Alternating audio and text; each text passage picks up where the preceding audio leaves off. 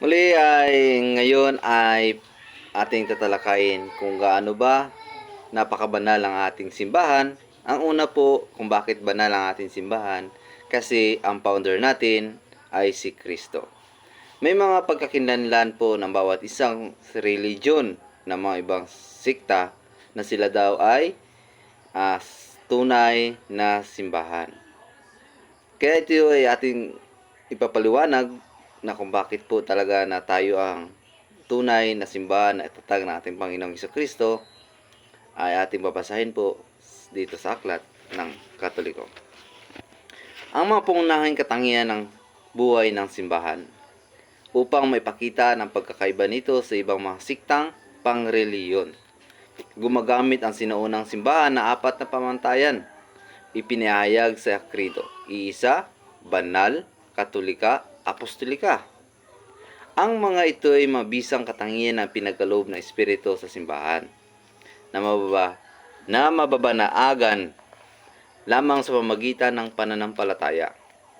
Bukod sa pagiging mga kaloob, binubuo rito ito ang mga gampaning humahamon sa simbahan bilang bahagi ng misyon nito. Bukod dito, talagang malapit ang pagkakaugnay nila sa isa't isa. Kung kaya't, ang pag-unlad ng isa ay nangungulugan ng pagsulong ng tatlo. Nakagawian sa mga sinulat upang ipagtanggol ang pananampalataya na ipahayag ang mga tanda bilang mga tangyang lumilitaw sa kasaysayan ng nakikitang simbahan. Ngayon, madalas silang tuwirang inuugnay kay Kristo simula sa pagkakaisa na umaakay sa kabanalan at pagiging pangkalahatang katoliko. Ang apostolika ay pinapaliwanag bilang pinagmulan at pamamaraan para maisakatuparan ang iba pang tatlo.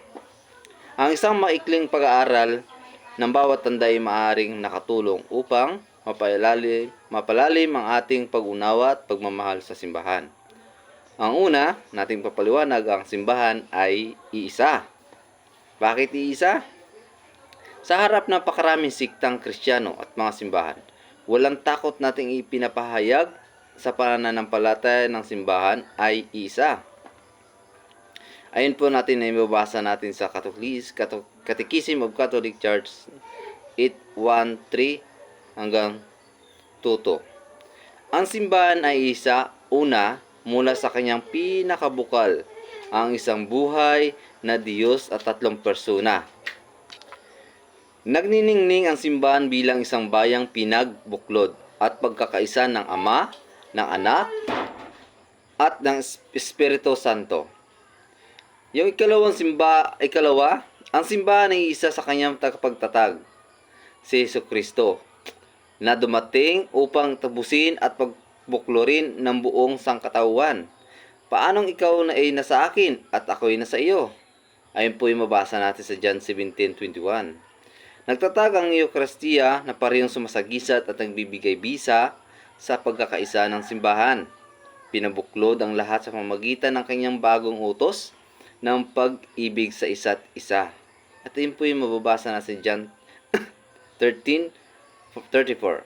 At nagbuhos ang kanyang espiritu sa pamamagitan niya ay tinatawag ang mga tao ng bagong tipan tungo sa isang pagkakaisa sa pananampalataya at pag-asa at pagmamahal ng pagtulong sa kapwa. Ang mga bigkis ng pagkakaisa ng simbahan ay malinaw na ipapahayag sa Biblia. Ang mga Kristiyano ay bumubuo ng isang katawan at iisang spirito, sapagkat mayroong isa lamang Panginoon, isang pananampalataya at isang binyag, isang Diyos at Ama nating lahat. Siya ay higit sa lahat, gumagawa sa lahat ng sumasalahat. Ayon sa Efeso 4:4-6, sa maikli, ang simbahan ay isa.